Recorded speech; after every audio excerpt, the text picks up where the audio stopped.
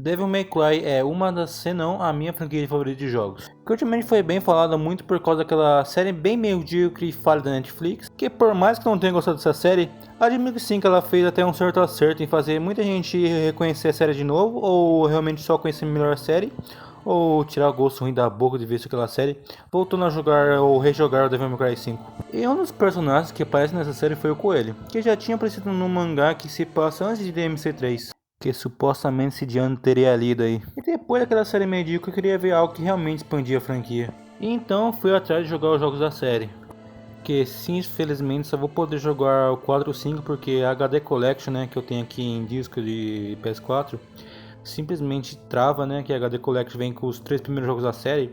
Ela simplesmente chega uma parte que ela trava e não vai mais, tipo, já tentei limpar o disco e tudo, simplesmente trava de qualquer jeito assim. Mas então por um tempo também já queria realmente ler os mangás e tal, talvez até ver vídeos da nova assim, porque achar nova de DMC por aí PTB acho que é até bem difícil. Mas fui lá atrás de ler os mangás, tipo, do mangá do Devil May Cry 3 e do 5 também. Mas até esses mangás era meio difícil encontrar eles completos em PTBR por aí. Que foi então, pesquisando pelo YouTube um mangá, que encontrei uma playlist inteira do mangá em PTBR aqui no YouTube, que o canal, né, o Ângelo postou aqui. Ah, foi mal pelo corte meio esquisito que deu aqui no vídeo agora aqui. Eu fui tentar regravar o áudio, aí depois foi meio esquisito e tal. Tive que só cortar uma parte e aí ficou meio estranho mesmo assim.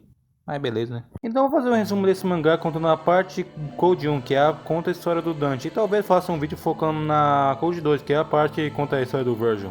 Só lembrando que os eventos desse mangá se passam exatamente há um ano atrás, antes dos eventos do Devil May Cry 3. Sendo uma prequel da história do jogo. Também vou comentar das diferenças aqui que supostamente a Di Shankar se baseou nesse mangá para fazer a série. Então, vamos para a história. O mundo nasceu das trevas. As trevas intermináveis de um mundo de caos, mas até mesmo nesse mundo existiam traços de luz. Então o mundo acabou sendo separado em dois. Trevas são o mundo dos demônios, e a luz é o mundo dos humanos. Contudo, o rei do mundo das trevas disse: o que há de errado em reunir os dois mundos em um só? Foi então que a luz se rebelou contra as trevas, para se libertar de seu domínio. Entretanto, os humanos eram fracos. Eles não tinham chance contra o poder dos demônios do mundo das trevas. Então a luz começou a ser engolida pelo abismo da escuridão. Mas no exato momento em que as vidas humanas começaram a ser extinguidas, surge Esparta. Como era um habitante do mundo dos demônios, ele tinha uma alma orgulhosa. Ele não empunhava sua espada por ódio de sua própria raça. Ele a empunhava pela luz.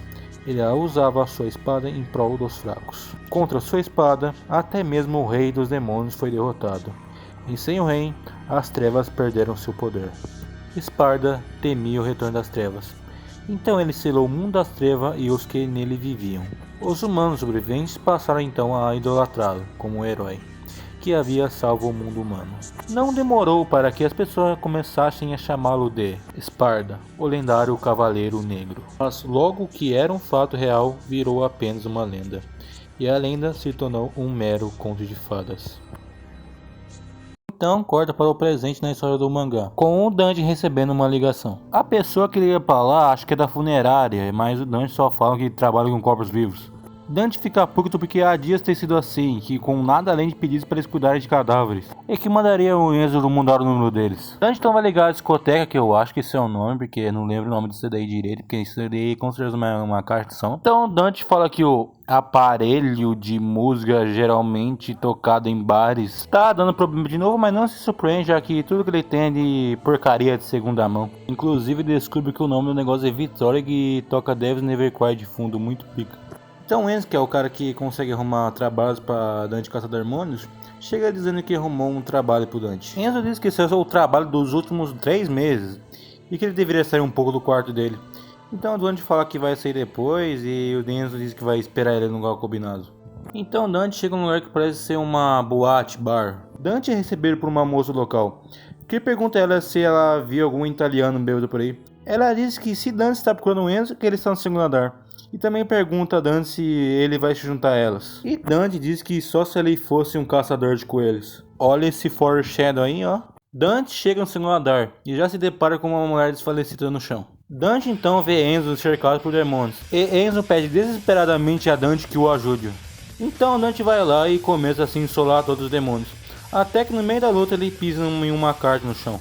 E caso você tenha alguma esperança que o Dante vai usar a rebelião em algum momento, já te informo que dessa história do começo ao fim, só no final mesmo, no pequeno spoiler, que ele vai usar o Rebellion só para fazer uma coisa, inclusive, e realmente não usa mais para nada a Rebellion, e só isso mesmo. A maior parte do tempo da história, o Dante só vai usar as pistolas nessa história aqui mesmo.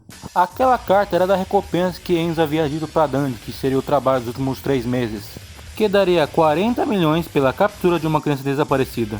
Dante diz que não procura por crianças desaparecidas, mas Enzo insiste que Dante aceite, dizendo que mesmo assim eram 40 milhões e que também já havia aceitado isso, já contava com Dante. Dante aceita, mas quer ajuda de Enzo porque ele nem sabe o nome da menina. Até que Dante olha bem a carta e vê o nome dela, Alice. Corta então para um lugar que parece ser uma biblioteca, que inclusive por um momento ali, quando li essa história, eu achava que ali na verdade era o Dante de novo, mas não, é o Verge com o cabelo sentado penteado para trás. Então aparece alguém dizendo a Verge que parecia que ele não estava encontrando o livro que estava procurando. Essa pessoa era Arkham, que dizia a Verge a deixá-lo ajudá-lo e que lá havia muitos livros proibidos. Esses tais livros sequer poderiam ser tocados por pessoas comuns. Ele pergunta a Virgil se ele estaria procurando sobre o livro do lendário cavaleiro negro Sparta. Ele diz a ele para procurar nos textos antigos que tal conhecimento deveria estar contido naquelas páginas. Arca então fala sobre a história do lendário cavaleiro de Esparta, que renegou sua natureza e derrotou os demônios e derrotou o seu próprio Lorde e blá blá blá. Dedecendo a si mesmo e com medo de que, se o poder um dia causasse mais destruição, ele selou o mundo dos demônios e todas suas armas, especialmente sua espada. E Arkham diz a Virgil que é uma bela lenda. E continuando a história, Arkham diz que esse demônio passou a viver como humano, como uma mulher. E finalmente, como um humano, ele morreu neste mundo. Sua alma demoníaca sucumbiu ao amor por uma humana. Ele se tornou bom e os espíritos malignos foram selados para sempre. Arkham enfatiza. Ele diz que a lei de Esparta é inigualável. Virgil diz a Arkham que não é que ele estava procurando e manda ele sair dali. Arkham então diz se então aquilo não era que Virgil estava procurando. Virgil então ataca a mulher que estava do lado de Arkham, que na verdade se revela como um demônio. Virgil diz a Arkham para ele sair dali de novo, e que não diria isso pela terceira vez. Arkham então fala que essa então é a razão pela qual livros proibidos são de fato proibidos. As pessoas temem o mal, naturalmente. As pessoas mais poderosas, com mais status mais altos, contra ameaças como demônios, elas naturalmente recusam esse conhecimento. Elas estão apavoradas, elas não querem pensar nisso, não querem tomar conhecimento. Sentem medo disso. Os humanos temem a existência de demônios, mas contudo, uma pessoa ocasionalmente pode ser seduzida pelo mal. Arkham então pergunta a Virgil sobre o que então estaria fazendo aqui. Virgil então diz a Arkham para que então ele compartilhe a história de Esparta com ele. Não sei como, mas Dante e Enzo chegam no lugar onde a tal criança foi perdida. Dante diz que aquele local não parece nada um país das maravilhas. Dante já vai na ignorância, quebrando o portão para entrar, e fala para Enzo que se ele beber de novo ele vai meter bala nele. Dante entra na mansão quebrando as janelas, e já na entrada já vê demônios esperando ele. Dante logo já vai metendo bala em todo mundo e mata todos os demônios que estavam lá. Até então que Dante encontra o que parecia ser a menina da foto da recompensa. E diz jackpot. Mas quando Dante vai ver realmente ser a garota, ela acaba revelando ser um demônio. Isso está se repetindo numa certa intensidade, viu? Isso aqui tirado de contexto fica meio sus pro Dante, viu? Enfim, mas Dante gostou meu solo demônio. Depois da luta acabar, Dante acaba precisando de uma foto. E nessa foto está a mãe de Lady e ela. Como o print que eu tirei do vídeo do Nerolange do mangá, que mostra que ao lado é a Kalina, mãe de Lady, e que no mangá ainda é reconhecida como o nome de Mary. Também Kalina é o nome da arma de Lady, batizada em homenagem à sua mãe. Que inclusive dá a entender que essa seria a casa de Arkham, que a sua família moraria ali. Isso reforça uma teoria que a Fento faz desse mangá, que eu vou comentar lá pro final do vídeo. Dante vê as fotos e percebe que as duas meninas das fotos são bem diferentes. Corta então para o Virgil caminhando debaixo da chuva da cidade. Virgil é parado, entre aspas, por uns bandidos. Digo entre aspas porque ao mesmo instante que os bandidos iam tentar pegar e amar do Virgil, eles são retardados sem mais sem menos e viram um vídeo do Portal Zacarias. E Virgil sai chatemente pela chuva farmando aura. Virgil chega na mesma mansão onde está Dante. Virgil se encontra com Enzo, que está bêbado e se confunde o Virgil com o Dante. Ao ouvir o Enzo falando o nome de Dante, Virgil presume que Dante está na cidade. Quem então joga seu cabelo para trás, voltando para o design que a gente está mais acostumado. Volta então para Dante, que diz estar sentindo uma sensação ruim. mas de maneira muito zica, ele fala que tem que terminar isso logo e mete um bicudão ignorante na porta. Mete cacete de todo demônio cefador que vê pela frente. Depois de ter metido bala em todo demônio, Dante acaba metendo bala em um demônio com uma forma de um coelho humanoide. Antes de Dante transformar o coelho em peneira, aparece a verdadeira Alice. Alice pede a Dante para ele parar de tirar no seu amigo Happy, e Dante diz que ele seria o responsável por levar ela de volta para casa, mas ela só iria de volta para casa caso o seu amigo Happy fosse junto. Mas mesmo Dante dizendo que isso não era um coelho e sim um demônio, a garota não quer acreditar e continua abraçando o coelho. Até que então começa a soar um badalar de um relógio. E o coelho, ao ouvir isso, diz que era do chá e some com a garota. Até que do completo do nada, em cima do Dante aparece uma mesa de chá. E lá estavam o coelho e o chapeleiro maluco. O chapeleiro maluco e o coelho veem que Dante era o filho de Esparda. O Dante logo perde a paciência e manda entregar logo a garota, fazendo com que o coelho e o chapeleiro desistam dele e falem que vão conversar com outro que tem o rosto parecido com o dele. Dante é atacado por uma espécie de tentáculo. Esse tentáculo gigante se revela ser de uma criatura semelhante ao gato risonho do País das Maravilhas. Então a cabeça da Alice brota do nada na mesa e se revela na verdade ser um demônio. Esse demônio fica chegando o Dante, até o Dante simplesmente resolver dar um tiraço na cabeça e ser jogado pelo gato na janela. Enquanto o Dante está jogando no chão, o chapeleiro pergunta com ele se o Virgil ainda não tinha achado a chave. Coelho ainda diz que ainda o Virgil não tinha achado a chave ainda. Dante ouve isso e o chapeleiro confirma que não só o Virgil está vivo, como também está na cidade. Eles somem e acaba sobrando por Dante enfrentar aquele demônio no formato do gato risonho. Mesmo o Dante não usando a rebelde em nenhuma parte do desse mangá, ainda acho até que a ação bem decente desse mangá com o Dante usando a Evelyn e a Ivory. Mas, como sempre de costume, o Dante acaba solando o demônio, e antes do demônio se explodir em montes de espinho, o coelho simplesmente entra à frente por algum motivo. O coelho fala que o trabalho de Dante já está acabado e seria da hora dele sair dali. O Dante fala que não ia sair dali até receber a garota para poder receber a recompensa.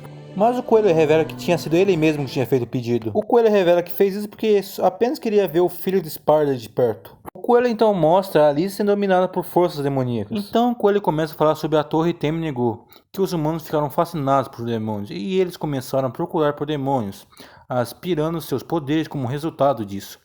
Eles criaram então uma grande torre. Essa torre conecta o mundo dos humanos com o mundo dos demônios. O objetivo de se tornarem demônios. E aqueles que são fascinados escalam a torre. Essa é a torre que Esparda havia selado para ninguém obter o poder de sua espada Force Edge. O coelho começa a falar que a Alice é fraca e insignificante, e que os pais dela nunca se importavam realmente com ela, e que ela não tem nada demais para ninguém se realmente se importar com ela. E que ele poderia controlá-la à vontade. Ele também fala que o poder era tudo e que essa era a lei dos demônios. Mas o Dante tá pouco se lixando e ainda salva a garota do mesmo jeito. Mas o coelho acaba pegando um pouco na ferida do Dante e diz que se ele tivesse mais poder, sua mãe talvez poderia ter sido salva. Até que o Dante olha para Alice e ela tá com o corpo de uma adulta e começa a seduzir o Dante. E é revelado que Alice tinha uma pressa grande de crescer, porque queria receber a atenção de todos, e sempre esperou que algum dia algum príncipe encantado viria por ela. Mas achou Dante um príncipe bem meia boca. E quando ela conheceu o coelho, Happy, ela então finalmente poderia ter tudo o que ela quisesse. Então Alice se transforma em demônio e morde Dante. Mas de alguma forma isso dá algum efeito diferente no Dante, que parece sugar todas aquelas forças demoníacas que estavam na Alice, fazendo com que Dante tive uma forma demoníaca muito parecida com a forma Majin do Devil May Cry 2. Essa forma vem de um Bulk do Devil May Cry 2, que apelidava o nome dessa forma por esse nome, Majin, que é basicamente meio que Devil em japonês. Essa forma era bem desconhecida na época, já que para você ativar ela, você tinha que ativar o Devil Trigger bem na hora que sua vida estivesse praticamente quase zerada. O motivo dessa forma ser tão pouco conhecida na época, e não só porque a internet não era um lugar tão acessível como hoje, como também o fato de Devil May Cry 2 ter sido um jogo bem ruinzinho, que muita gente acabou largando o jogo e dropado dele, ou simplesmente decidiu jogar por ver uma review falando mal do jogo, fazendo que pouca gente comentasse sobre outros fatores do jogo, além dele, bom, ter sido ruim, já que a maior parte dos problemas que se poderia ter naquele jogo simplesmente já era resolvido só na bala. Com esse mangá também repetindo meio que isso, né? Então era bem difícil você ficar com a vida quase acabando e ativar o Devil Trigger curiosamente bem na hora, já que com você atirando de longe 99% do tempo, não é correr um risco de levar um ataque corpo a corpo. Alguns falam que essa forma é basicamente o Sim Devil Trigger antes do Dante usar no Devil May Cry 5. Mas se você for ver bem, essas formas ainda são meio diferentes uma da outra e tal. Como vocês podem ver, a forma assim tem uns chifres um pouco mais curvados, mais pra cima, enquanto a forma Majin, os chifres são um pouco mais enrolados e mais pra baixo. Mas provavelmente são a mesma forma, já que basicamente o Sim Devil Trigger é a forma basicamente final do Dante, assim por assim dizer. Ela é basicamente o poder total do Dante. Mas então, voltando para a história, dessa forma o Dante consegue dar conta da Alice, que fica um tempinho na forma até voltar ao seu normal. Dante pergunta se pode pegar a grana. Enfim, o Dante pergunta se pode pegar aquele caralho de dinheiro e o Coelho fala que tá com a bosta do agente dele. Bem, o Coelho diz que ainda falta um trabalho para Dante fazer. O Coelho pede para que Dante guarde seu amuleto, o mesmo amuleto que sua mãe deu a ele. Dante então fala que guardaria o amuleto no meio do seu... Mas quando Dante vai embora, Virgil acaba passando bem do seu lado. Mas não fica claro se era uma coisa da cabeça do Dante ou se era realmente o Virgil que apareceu e sumiu antes do Dante olhar para ele direito. Virgil então encontra com ele e acaba conversando com ele. Eles conversam sobre os selos da Torre Temnigru. Ele diz que para ativar a Temnigru, eles precisariam quebrar o selo em 4 lugares diferentes. Eles então deveriam quebrar o segundo selo na torre que estavam. Mas somente aqueles que possuem a chave para o mundo dos demônios podem entrar. A chave para o mundo dos demônios está dividida em 2 partes. E essas 2 partes eram os amuletos que Dante e Virgil carregavam. A chave então dividida em 2 e indo para 2 pessoas. Como Dante e Virgil eram 2, então tudo foi dividido em 2. O mesmo rosto e os mesmos poderes. E o poder Esparta também foi dividido em 2. Virgil achou que o Coelho tinha chamado ele de bucha por falar que o poder havia se dividido em 2. Achando que o Coelho havia dito que ele só tinha metade da força de seu pai. Virgil então fica puto e estraçalha todo o Coelho com a Yamato. Alice desespera ver Rap todo estraçalhado. Corta então para o Enzo, já tá gastando todo o dinheiro do Dante na boate. Mas aí já chega o Dante muito puto que atira perto do Enzo. Aqui Dante só não fica bravo por Enzo só estar gastando dinheiro dele já, mas como também por ter aceitado um trabalho de um demônio. Corta para o Dante tendo um pesadelo sobre os acontecimentos da morte de sua mãe. Basicamente também sendo um flashback desse momento na história do mangá. Mostrando como Dante sobreviveu e também como ele achou que sua família inteira estava morta. Mostrando Dante acordando bem espantado depois desse pesadelo. Dante então se levanta e pega a Ebony Ivory.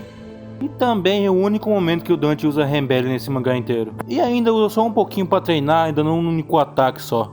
E ele percebe que com isso só quebrou todas as coisas da casa dele. Corta então para o Virgil vendo a Alice chorando pelo Rap. E o Virgil sem mais sem menos só estraçalha mais ainda o Rap. E o mangá acaba com o Virgil dizendo pra Alice que se tudo que ela faz é chorar, talvez ela nunca merecia o Rap de verdade. Assim acabando com a primeira parte, o primeiro volume do mangá de Devil May Cry 3.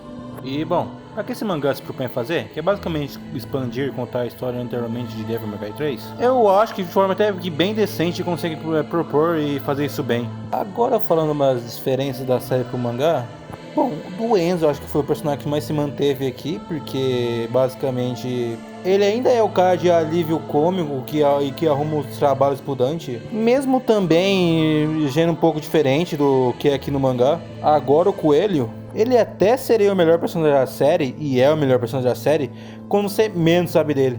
Que depois que você descobre todo o plot dele, que ele era humano, que sofreu por seus amigos macaianos, ele se torna um personagem bem bunda. E aqui o Adi Shankar tentou muito fazer um Coringa, Heath Ledger e tal, fazendo o Coelho ser um vilão terrorista, mas acaba que ele nem é um vilão tão profundo assim como a série tenta fazer ele. Ele não consegue ser nem na metade da metade de profundidade do Coringa do Heath Ledger em Cavaleiro das Trevas. Já o Coelho aqui, ele meio que não é um personagem que você vê muito e nem acha ele tão wow assim. Mas o aspecto de Alice no País das Maravilhas na Netflix praticamente quase não existe. Algumas coisas meramente narrativas assim pra dar um negócio, uma cena do início, mas tipo, nada além disso, só vai tipo só e mais nada além disso. Nem a própria Alice apareceu ainda na série Netflix. E acho que provável que talvez nem apareça mesmo na série Netflix. Agora, uma séria diferença que esse mangá tem em relação ao jogo é já na cena do Virgil como ele encontra o Arkham. Na cutscene do jogo, bom, o Virgil não tá com o cabelo para baixo, né, ele tá com o cabelo penteado para trás. E quando o Arkham tá falando sobre pessoas que podem ser seduzidas pelo mal, ele tá pegando na Yamato do Virgil. Mó papinho isso daí, viu? E também não tem uma bibliotecária aleatória pro Virgil só matar. Mas os diálogos continuam sendo praticamente os mesmos. Já agora, sobre a teoria que eu falei na parte quando o Virgil encontra a foto da mãe da Lady e ela, como eu havia dito lá supostamente poderia ter sido a casa do Arkham, onde ele e sua mulher Kalinan e sua filha Mary, mais conhecida também como Lady, moravam lá. E o Arkham no Devil May Cry 3 se passou muito tempo como Chester, tudo para acompanhar os irmãos Dante e Virgil mais de perto, para que, no segundo confronto entre os irmãos, pudesse pegar os 2 amuletos e revelando como Arkham. Aí então que entra a teoria que Arkham se passou pelo Coelho Branco, o Happy, que só não pelo fato que aquele local que se passa a história do primeiro volume poderia ter sido a casa de Arkham. O Coelho, o Happy, também tenta fazer o Virgil unir-os com seu irmão para juntar os dois amuletos. E como a gente viu a forma que o Happy meio que morre no mangá, meio que ele só some e vira um bicho de pelúcia cortado. Claro que também possivelmente poderia ser só um demônio que se apossou em um bicho de pelúcia e se fez um coelho de pelúcia. Além de que, bom, basicamente todo demônio quer se tornar o rei dos demônios, né? Então, você conseguir fazer o negócio do Sparda e conseguir finalmente poder ter o poder suficiente para se tornar o rei dos demônios, então acho que praticamente não era coisa só de Arkham fazer isso. Mas enfim, ainda é o primeiro volume do mangá e eu não vi a parte 2 com o Word do segundo volume. E eu no momento que gravo esse vídeo ainda não vi completamente o segundo volume ainda. Porque se esse vídeo for bem, e quando eu falo for bem ter pelo menos 20 visualização, eu talvez então faça a parte 2 contando a história do volume do Virgil. E bom, o vídeo vai ficando por aqui. Eu agradeço muito caso você tenha assistido ele até já faz um certo tempo que eu não faço um vídeo um pouco mais editado como esse. Então se você puder ajudar de alguma forma, eu agradecer bastante. O vídeo vai ficando por aqui mesmo. Fique com Deus e fui.